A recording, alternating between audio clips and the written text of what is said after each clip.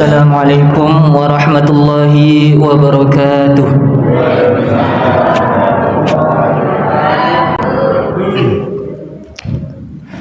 Alhamdulillah rabbil alamin. Wa bihi nasta'in ala umuri dunya waddin. Asyhadu an la ilaha illallah wa asyhadu anna Muhammadan 'abduhu wa rasuluhu la nabiyya ba'dah. Allahumma salli wa sallim wa barik ala sayyidina Muhammadin sayyidil mursalin wa ala alihi wa ashabihi ajma'in. Rabbi syrah li sadri wa yassir li amri wa halul 'uqdatam min lisani yafqahu qawli. Amma ba'd. Yang terhormat para alim, para ulama, para sesepuh, dan yang saya hormati jajaran ketakmiran Masjid Ar-Rifai, dan yang tak lupa pula saya hormati jamaah Majelis Taklim Masjid Ar-Rifai, mulai dari bapak-bapak dan ibu-ibu yang tidak bisa saya sebutkan namanya satu persatu, namun tidak mengurangi rasa hormat dan ta'zim saya kepada panjenengan semua. Yang pertama-tama, marilah kita panjatkan puja puji syukur kita atas kehadirat Allah Subhanahu wa taala, yang mana Allah telah memberikan kita bermacam-macam nikmat, beribu-ribu nikmat. Salah satunya nikmat iman dan nikmat Islam. Dan Allah masih memberikan kita nikmat kesehatan dan nikmat kesempatan, sehingga kita dapat bertemu dan bertatap muka di tempat yang mulia ini dalam rangka yang tadinya kita melaksanakan salat maghrib secara berjamaah dan dilanjut dengan kajian ta'lim yang mulia ini, yang penuh barakah ini, yang penuh ilmu. Karena kita tadi berniat dari rumah melangkahkan kaki ke masjid yang mulia ini, itu kita mendapatkan pahala, dan kita berniat untuk menuntut ilmu di masjid yang penuh mulia ini, di tempat ilmu yang penuh mulia ini. Karena orang yang menuntut ilmu itu akan diberikan kemuliaan dan dimudahkan jalannya sampai menuju ke surganya Allah Subhanahu wa taala. Karena Rasulullah sallallahu alaihi wasallam bersabda, "Man salaka tariqan yatlubu bi ilman." Barang siapa yang menempuh suatu jalan untuk menuntut ilmu, sahallallahu lahu, maka Allah akan mudahkan baginya. Apa yang Allah mudahkan baginya? Tariqan ilal jannah, yaitu jalan sampai menuju ke surganya Allah Subhanahu wa taala. Semoga kita yang ada di sini, yang tadinya berniat untuk menuntut ilmu, belajar bersama-sama menuntut ilmu, insyaallah akan Allah mudahkan jalannya. Amin amin ya rabbal alamin. Dan begitu cintanya juga Allah kepada orang yang menuntut ilmu, sehingga Allah mengangkat derajatnya. Sebagaimana Allah berfirman di dalam Al-Quran, "Yarfa'illahu alladhina amanu minkum walladhina utul ilma darajat." Niscaya Allah akan mengangkat derajat orang-orang yang beriman di antaramu dan orang yang diberi ilmu beberapa derajat. Inilah bahwasanya Allah sangat mencintai orang yang suka atau orang yang diberi ilmu, sehingga Allah angkat derajatnya. Semoga dengan kita berada, berkumpul, mendengarkan majelis ilmu, menyukai majelis ilmu, senantiasa Allah akan mengangkat derajat kita. Amin amin ya rabbal alamin. Yang kedua ialah salawat beriringkan salam, tidak lupanya kita hadiahkan kepada baginda Rasulullah sallallahu alaihi wasallam yang melafazkan Allahumma salli ala sayyidina Muhammad wa ala ali sayyidina Muhammad.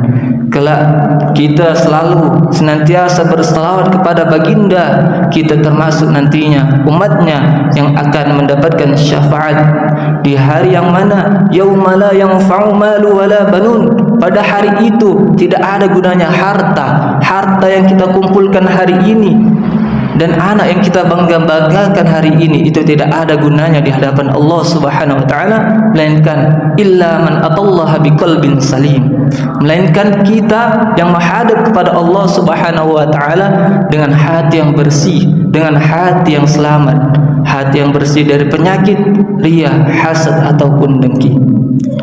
Hadirin yang dirahmati Allah Subhanahu wa taala, saya sangat berterima kasih juga kepada ketakmiran Masjid Ar-Rifai sudah memberikan kesempatan bagi kami mahasiswa Universitas Al-Qalam Malang. Ya, sebelum itu saya juga harus memperkenalkan diri saya. Katanya tak kenal maka tak sayang. Terlebih dahulu saya memperkenalkan diri saya, yaitu saya Syahri Ramadan. Tempat tinggal saya itu asli Sumatera Utara, Medan. Saya kuliah di sini di Universitas Al-Qalam Malang bersama teman-teman yang hadir pada malam hari ini. Dan kami juga mengucapkan banyak berterima kasih yang sudah memberikan kesempatan terutamanya. Sebelum kita masuk tema yang saya bahas hari ini ialah ada 7 golongan yang akan mendapatkan naungan. Kenapa mendapatkan naungan? Karena pada hari itu tidak ada naungan kecuali naungan Allah Subhanahu wa taala. Hari ini kita bernaung di pohon yang rindang, pohon yang sejuk, di atap dan gedung bangunan yang megah. Akan tetapi pada hari itu tidak ada naungan, tidak ada tempat berlindung, karena hari nanti di akhirat kelak langit-langit di bumi ini akan terbelah, gunung-gunung akan tercabut, akan berhamburan. Maka hari itu tiada naungan kecuali naungan Allah Subhanahu wa taala. Itu ada 7 golongan yang akan mendapatkan naungan. Saya mengambil hadis ini dari sebuah hadis di kitab Riyadhus Shalihin dan ada juga di kitab Sahih Bukhari dan Muslim yang berbunyi sab'atun yuzilluhumullah fi zilli yauma la illa zillu. Kata Rasulullah, ada 7 golongan yang akan mendapatkan naungan Allah Subhanahu wa taala, yang mana pada hari itu tidak ada naungan kecuali naungan Allah. Imamun adilun, yaitu pemimpin yang adil. Pemimpin yang adil. Kenapa pemimpin yang adil naungan Allah Subhanahu wa taala? Kenapa? Karena pemimpin yang mana apabila pemimpin ini adil, maka akan makmurlah apa yang ia pimpin. Seperti kita yang ada di Indonesia ini, pemimpin yaitu presiden, gubernur maupun bupati, bahkan pemimpin kita semua ini adalah pemimpin, yaitu pemimpin bagi diri kita sendiri. Apakah kita sudah bisa memimpin diri kita sendiri untuk berlaku adil, berlaku kebaikan dan membantu sesama?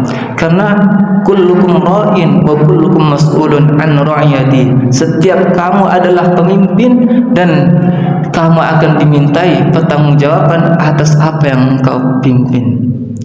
Apabila kita hari ini diamanahkan memimpin suatu lembaga, diamanahkan untuk memimpin atau memimpin suatu organisasi, apakah kita sudah melakukan perbuatan adil atau sebaliknya? Dan bagi kepala keluarga, apakah ia sudah memimpin anggota keluarganya, anak-anak dan istrinya untuk berbuat kebaikan, mengajarkan anak istrinya untuk ilmu agama? Itulah bahasanya banyak sekarang di zaman ini pemimpin yang tidak adil. Maka dari itu kita yang hidup atau bernegara di Indonesia ini, karena sistem di negara ini adalah demokrasi, kitalah yang memilih pemimpin-pemimpin yang berkuasa di atas sana. Apabila kita salah memimpin pemimpin yang adil, maka hendaknya kita berdoa kepada Allah untuk meminta pemimpin yang adil. Karena ada satu di antara pemimpin-pemimpin yang adil yang kita ketahui di zaman sahabat, salah satunya ialah sahabat Khalifah Umar bin Khattab radhiyallahu anhu. Suatu ketika Khalifah Umar berkeliling di suatu malam, berkeliling Madinah. Beliau menemukan suatu kemah yang di dalamnya beliau mendengar ada seorang anak yang menangis kelaparan, dan beliau melihat seorang ibu sedang memasak atau sedang merebus batu. Lalu Khalifah Umar bertanya kepada si ibu itu, "Kenapa engkau merebus batu tersebut?" Maka si ibu pun menjawab, "Saya merebus batu ini agar anak-anak saya mengira saya sedang mempersiapkan makanan, lalu mereka terlelap dengan laparnya dan tidur." Mendengar itu Khalifah Umar menangis. Lalu Khalifah Umar kembali ke Baitul Mal, mengambilkan sekarung gandum dan minyak, lalu memikulnya untuk dibawakan kepada si ibu tersebut. Akan tetapi penjaga Baitul Mal berkata, "Wahai Amirul Mukminin, biarlah saya yang memikul bawaan gandum tersebut." Akan tetapi Khalifah menolak dan menjawab, "Maukah kamu memikul dosa-dosaku di hadapan Allah Subhanahu wa taala pada hari kiamat?" Maka dari itu Khalifah Umar memikulnya untuk dibawakan kepada ibu itu. Lalu Khalifah Umar memasakkannya, lalu dihidangkan kepada anak-anak tersebut. Mereka bergembira dan bergembira dan kenyang atas masakan Khalifah Umar. Itulah bahwasanya salah satu di antara pemimpin-pemimpin adil yang takut kepada Allah Subhanahu wa taala. Semoga kita kelak menjadi pemimpin yang bisa adil terhadap diri kita sendiri, terhadap masyarakat, terhadap apa yang diamanahkan kepada kita. Amin amin ya rabbal alamin. Hadirin jamaah ta'lim yang dirahmati Allah Subhanahu wa taala. Yang kedua ialah golongan yang kedua yang akan mendapatkan naungan oleh Allah Subhanahu wa taala. Yang kedua ialah syabun nasya fi ibadatillah, yaitu pemuda. Inilah rentetan urutan. Yang pertama tadi adalah imam yang adil, yang dari atas. Yang kedua pemuda, yaitu yang ke bawah. Kenapa pemuda menjadi golongan yang kedua yang akan mendapatkan naungan Allah Subhanahu wa taala? Karena pemuda inilah yang akan menggantikan pemimpin-pemimpin yang sudah tua nantinya, yang akan pensiun. Apabila kita lihat pemuda hari ini, ia sibuk dengan pacarnya, sibuk dengan dunia luarnya, sibuk dengan mabukannya. Akan tetapi ada pemuda yang hari ini sibuk dengan ibadahnya, sibuk untuk memperbaiki dirinya, dan sibuk untuk belajar ilmu agamanya Allah Subhanahu wa taala. Karena pemuda hari ini adalah pemimpin hari esok. Apabila pemuda hari ini senang dengan dunianya, apa kata dunia yang akan memimpin hari esok? Hadirin yang dirahmati Allah Subhanahu wa taala, maka dari itu kita sebagai orang tua hendaklah mendidikkan, memberikan ajaran ilmu agama kepada anak-anak kita. Apabila kita tidak sanggup, apabila kita tidak mampu, kita punya keterbatasan ilmu agama untuk mendidik anak kita, maka titipkanlah anak-anak kita, generasi muda kita, ke sekolah-sekolah Islami, yaitu diantaranya pondok pesantren, sekolah-sekolah Islam terpadu, yang mana mereka dapat pembelajaran agama yang lebih banyak. Dan insyaallah apalagi di pondok pesantren, agamanya dan ibadahnya selalu terjaga, selalu diawasi oleh pondok pesantren. Apabila kita selaku orang tua dahulu mudanya tidak tumbuh tidak beribadah kepada Allah, hendaknya lah dari anak-anak cucu kita persiapkan mereka menjadi anak yang soleh solehah. Karena anak yang soleh dan solehah inilah menjadi bekal kedua orang tua kelak apabila kedua orang tua telah tiada. Apabila ia meninggalkan, anak yang soleh itulah harta yang berharga. Jangan kita meninggalkan harta kekayaan, itu akan musnah, akan tapi tinggalkanlah anak-anak kita menjadi anak generasi muda yang soleh dan solehah. Karena idza mata ibnu Adam inqata 'amaluhu, apabila meninggal salah satu di antara anak cucu Adam, maka terputuslah amalnya.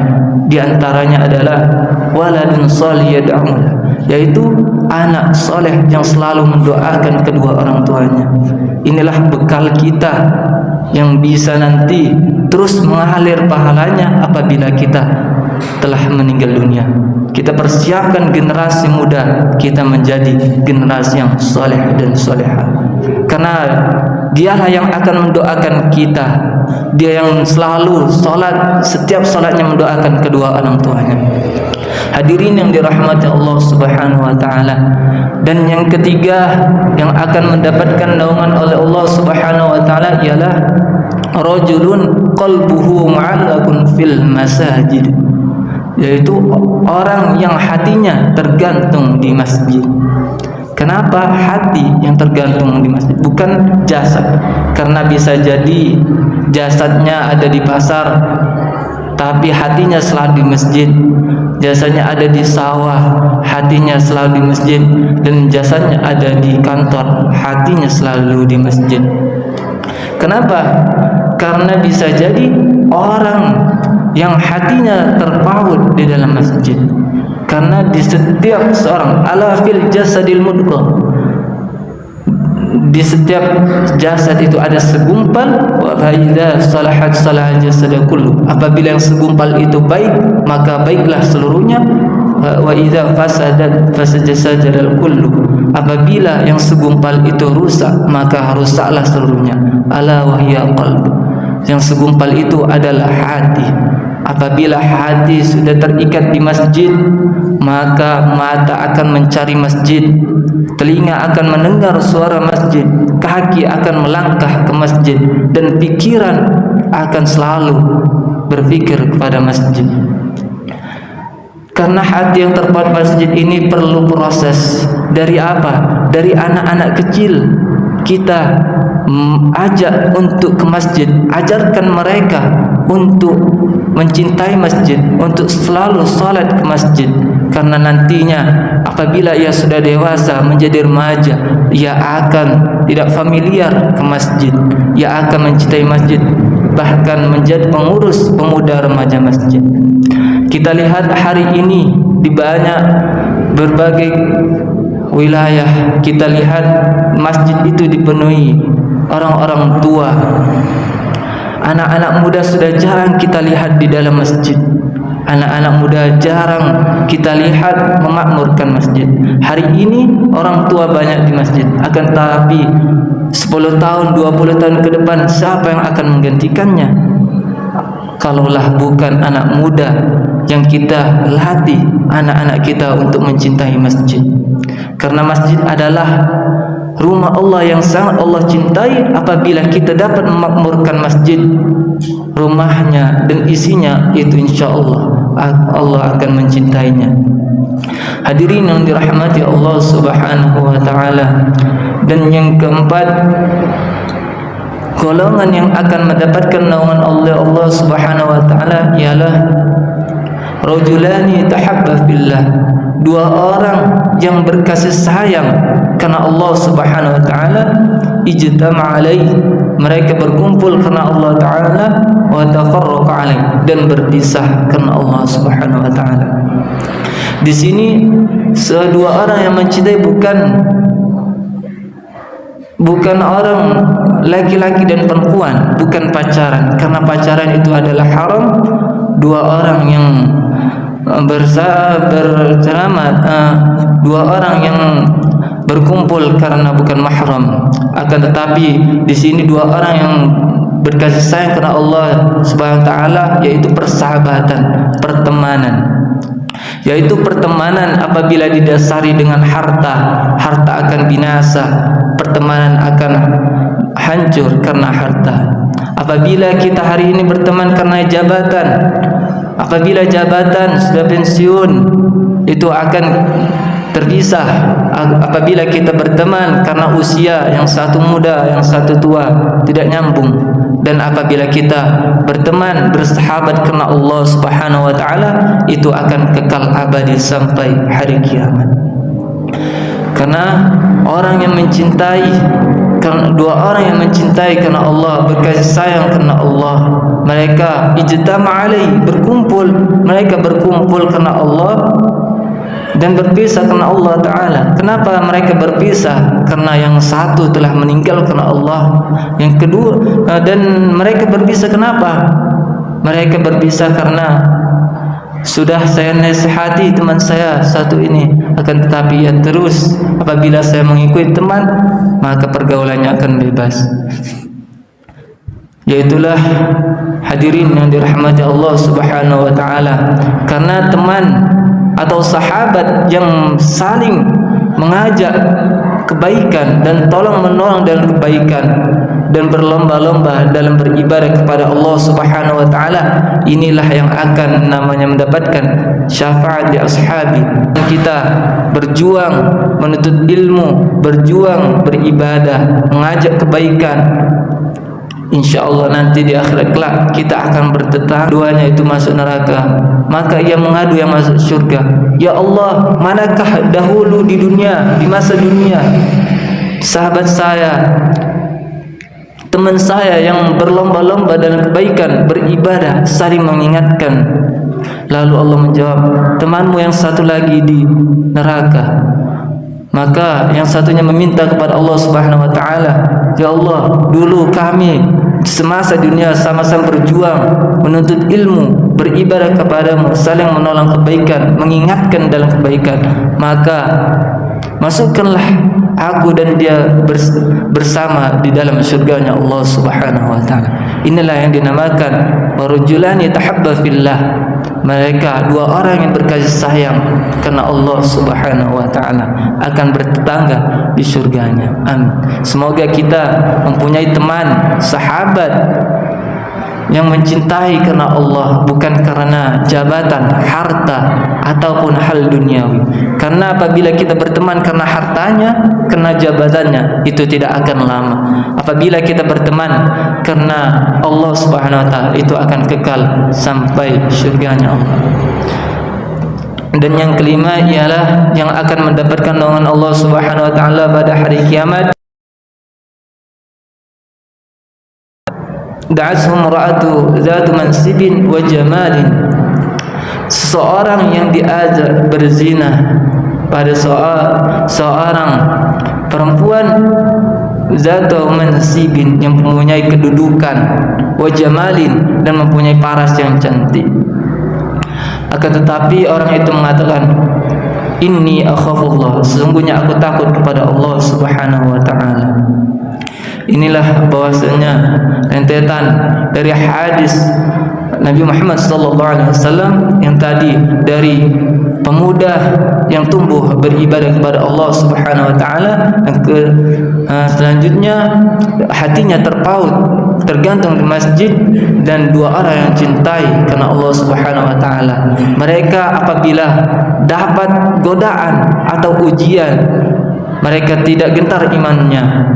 Dan ini yang kelima, seorang yang diajak berzina kepada seorang perempuan yang mempunyai kedudukan, yang mempunyai harta dan mempunyai paras yang cantik, akan tetapi dengan kekuatan iman dan teguhnya ia menolaknya dan mengatakan, ini akhafullah, sesungguhnya aku takut kepada Allah Subhanahu wa taala. Inilah orang yang dijaga oleh Allah Subhanahu wa taala, imannya yang dijaga. Karena ada sebuah kisah di mana kisah ini yaitu kisah Nabi Yusuf alaihissalam dengan Zulaikha. Suatu ketika di suatu kamar, Zulaikha mengajak Nabi Yusuf alaihissalam Zulaikha ini adalah istri raja, istri bendahara yang mempunyai kedudukan dan mempunyai paras yang cantik. Akan tetapi ketika Zulaikha mengajak Nabi Yusuf alaihissalam untuk berbuat zina, akan tetapi Allah Subhanahu wa taala menjaga Nabi Yusuf alaihissalam, maka Nabi Yusuf menolaknya dan mengatakan, "Inni akhafullah." Sesungguhnya aku takut kepada Allah Subhanahu wa taala. Inilah yang akan mendapatkan naungan pada hari kiamat, yang mana tidak ada naungan kecuali naungan Allah Subhanahu wa taala. Hadirin yang dirahmati Allah Subhanahu wa taala, dan yang keenam yang akan mendapatkan naungan oleh Allah Subhanahu wa taala ialah rajulun tasaddaqa bisadaqatin fa akhfaha hatta la ta'lama shimaluhu ma la tunfiqu yaminuhu.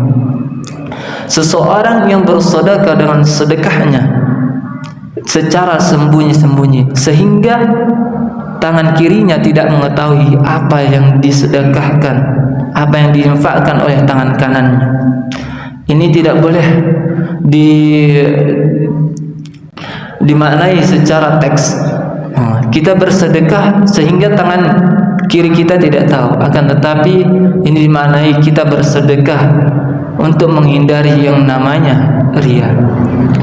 Karena terkadang sifat riya ini sifat yang sangat bahaya, bisa meruntuhkan amal-amal seseorang. Kita boleh saja bersedekah secara terang-terangan untuk apa? Untuk menarik seseorang juga ikut bersedekah, biar orang-orang juga melihat kita bersedekah, orang ikut bersedekah. Akan tetapi ada yang lebih baik, yaitu bersedekah secara sembunyi-sembunyi.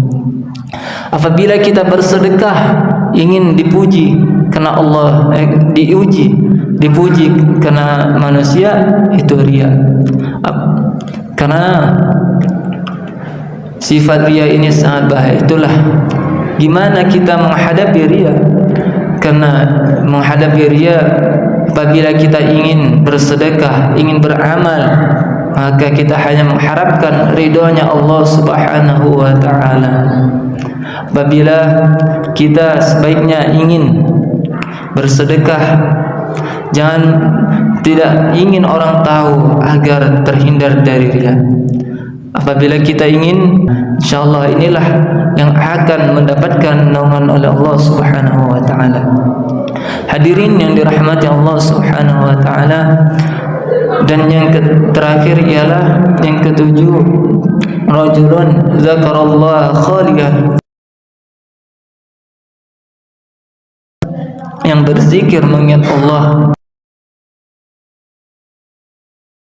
pertengahan malam, yang mana di pertengahan malam itu orang-orang lagi tidur, orang-orang yang terlelap dalam mimpinya, terlelap dalam tidurnya. Ada seorang yang melawan ngantuknya dan melawan mimpinya. Ia bangun tengah malam, mandi, mengambil wudu, lalu salat malam, salat sunnah wudu, salat taubat, salat sunnah tahajud. Lalu ia lanjut berzikir dan berdoa, lalu menangis, meneteskan air mata. Karena ainani la tamassuhumun nar, ada dua mata yang tidak akan disentuh oleh api neraka. Yang pertama, ainun bakat min khasyatillah, yaitu mata yang menangis karena takut kepada Allah Subhanahu wa taala. Dan yang kedua, ainun tahrusu fi sabilillah, yaitu mata yang berjaga di peperangan karena Allah Subhanahu wa taala. Pada hari ini saudara-saudara kita yang berjaga malam, karena itulah nanti mata yang tidak akan disentuh oleh api neraka. Apabila kita tidak sanggup untuk itu, ada suatu mata, yaitu ainun bakat min khasyatillah, yaitu mata yang menangis karena takut kepada Allah Subhanahu wa taala, takut akan Allah, takut akan amal-amal kita yang nantinya dihadapkan oleh Allah Subhanahu wa taala. Apakah amal yang hari ini kita perbuat sudah cukup untuk dihadapkan oleh Allah Subhanahu wa taala? Dan mari kita renungkan, apakah kita semua sudah cukup amal kita? Maka hadirin yang dirahmati Allah Subhanahu wa taala, inilah ketujuh golongan yang nantinya masuk di dalam ketujuh-tujuhnya.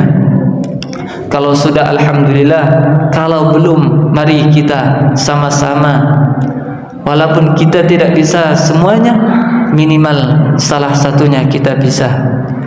Janganlah berputus asa dan beramal karena Allah Subhanahu wa taala. Karena ilmu kita bisa semangat lagi beramal karena Allah Subhanahu wa taala.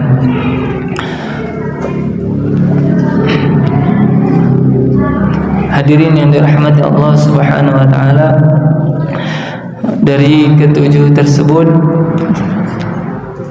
marilah kita renungkan, mulai tadi dari al-imam al-adil, pemimpin yang adil. Apakah kita sudah termasuk dari pemimpin yang adil? Dan yang kedua, syabun nasyafi ibadatillah, yaitu pemuda yang tumbuh beribadah pada Allah Subhanahu wa taala. Yang ketiga, qalbuhu mu'allaqun fil masajid, apakah hati kita sudah terpaut, tergantung di masjid, hati kita yang sudah memikirkan masjid, telinga kita selalu mendengar panggilan masjid, kita berangkat ke masjid. Yang keempat, rajulan tahabba fillah, yang dua orang yang berkasih sayang karena Allah, mereka berkumpul karena Allah, mereka berpisah karena Allah. Dan selanjutnya, rajulun la sumratazat mansibin wa jamalin, seorang yang berazab berzina pada seseorang yang mempunyai kedudukan, yang mempunyai paras cantik, paras yang ganteng, akan tapi ia menjawab, ini akhafullah, aku takut kepada Allah. Dan orang yang bersedekah, rajulun tasaddaqa bisadaqatin fa akhfaha hatta la ta'lama shimaluhu ma tunfiqu yaminuhu, seorang yang bersedekah dengan secara sembunyi-sembunyi, yaitu menjauhkan dari seseorang yang berzikir dalam keadaan sepi lalu meneteskan air matanya karena takut kepada Allah Subhanahu wa taala. Hadirin yang dirahmati Allah Subhanahu wa taala, mungkin itulah yang bisa saya sampaikan dalam pertemuan ini. Kurang lebihnya saya maaf, dan semoga apa yang telah kita dapatkan hari ini dapat kita amalkan, dan kelak kita nantinya mendapatkan naungan oleh Allah Subhanahu wa taala. Nah, saya akhiri, sebelum kita tutup, marilah kita terlebih dahulu membaca doa. A'udzubillahi minasyaitonir rajim. Bismillahirrahmanirrahim. Alhamdulillahirabbil alamin wassalatu wassalamu ala rasulil ajmain. اللهم صل على سيدنا محمد صلاة تنجينا بها من جميع الأحوال والآفات، وتقضي لنا بها جميع الحاجات، وتطهرنا بها من جميع السيئات، وترفعنا بها عندك على الدرجات، وتبلغنا بأقصى الغايات من جميع الخيرات والحياة وبعد الممات، إنك سميع قريب مجيب الدعوات، ويا قاضي الحاجات، يا مجيب السائلين يا رب العالمين. اللهم إنا نسألك السلامة في الدين والدنيا والآخرة، وعافية في جسدنا، وزيادة في علمنا، وبركة في رزقنا، وتوبة قبل عند الموت، ورحمة عند الموت، ومغفرة بعد الموت. اللهم هون علينا في سكرات الموت، والنجاة من النار والعفو عند الحساب. اللهم اغفر لنا ذنوبنا ولوالدينا وارحمهما كما ربيانا صغيرا، ولجدنا ولأجدادنا ولأسلادنا ولأسلاداتنا ولعلمائنا ولجميع المؤمنين والمؤمنات والمسلمين والمسلمات الأحياء منهم والأموات، إنك على كل شيء قدير. ربنا عليك توكلنا وإليك أنبنا وإليك المصير. ربنا ظلمنا أنفسنا وإن لم تغفر لنا وترحمنا لنكونن من الخاسرين. ربنا آتنا في الدنيا حسنة وفي الآخرة حسنة وقنا عذاب النار. فلك سبحان ربك رب العزة عما يصفون، وسلام على المرسلين والحمد لله رب العالمين. الفاتحة.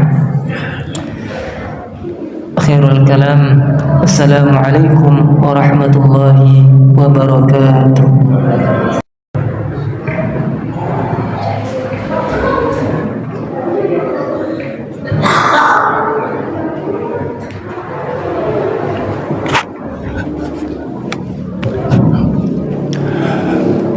Alhamdulillahirrabbilalamin.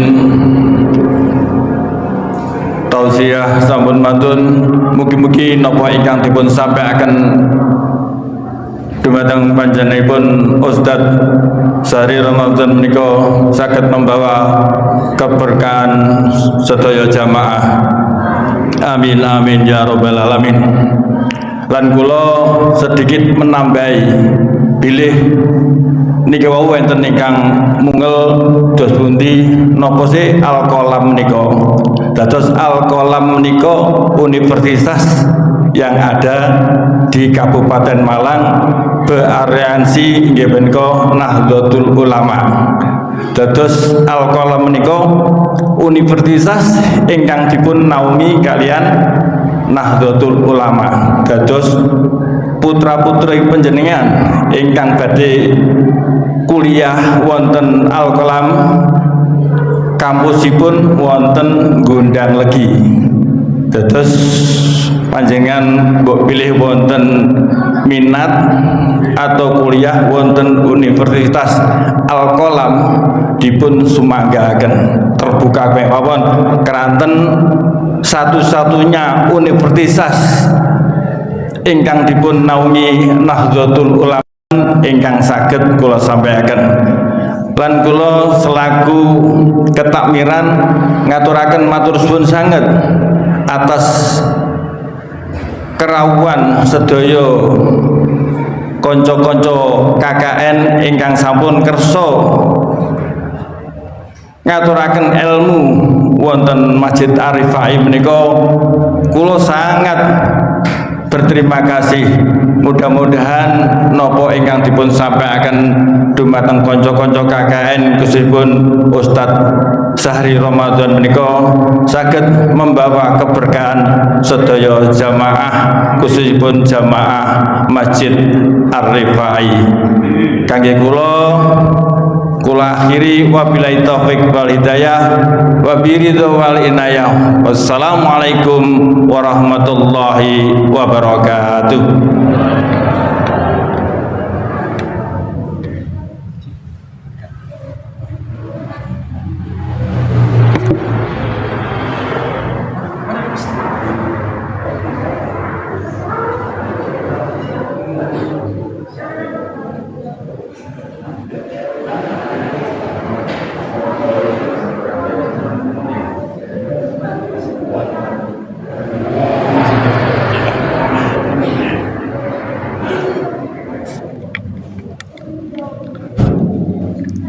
Enten tambahan sedikit pengumuman KKN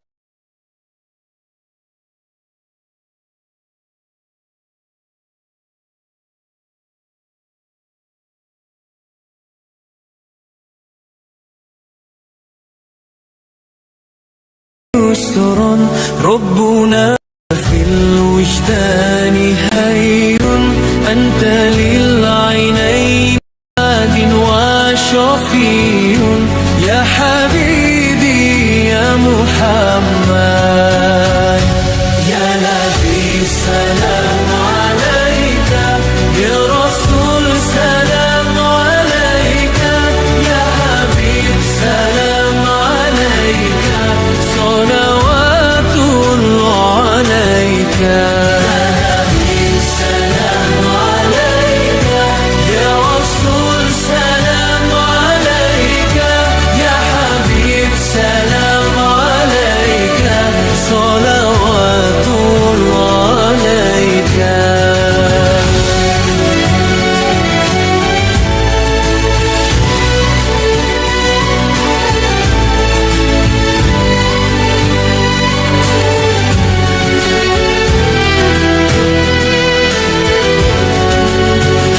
يرتوي بالحب قلبي حب خير رسل ربي من به أبصرت دربي يا شفيعي يا رسول الله أيها المختار فينا سادنا الحب هدينا جئتنا بالخير دينا يا فكام المرسلين يا حبيب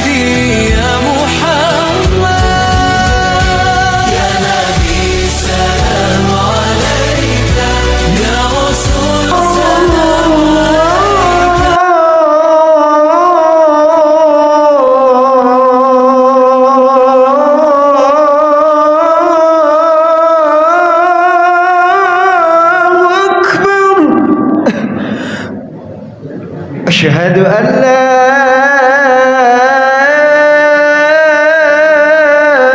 إله إلا الله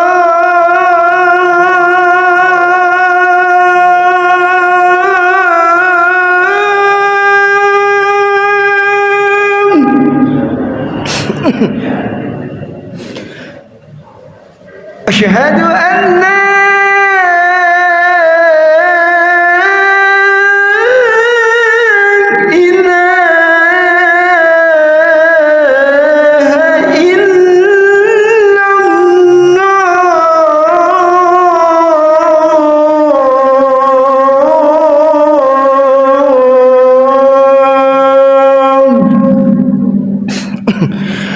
أشهد أن محمدا رسول الله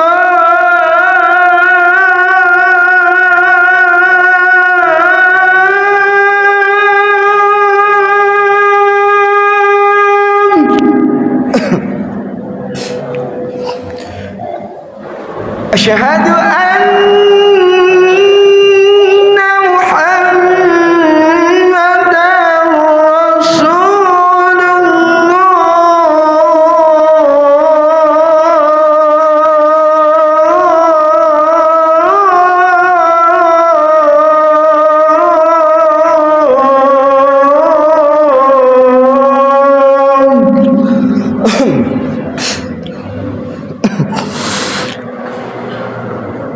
حي على الصلاة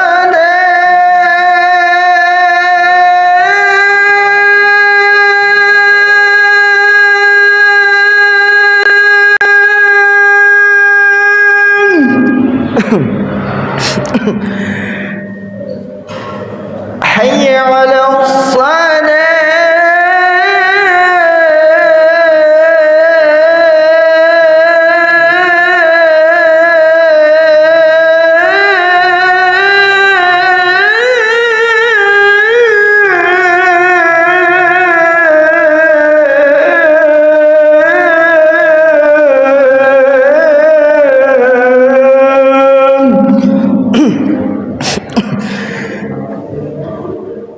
حي على حي على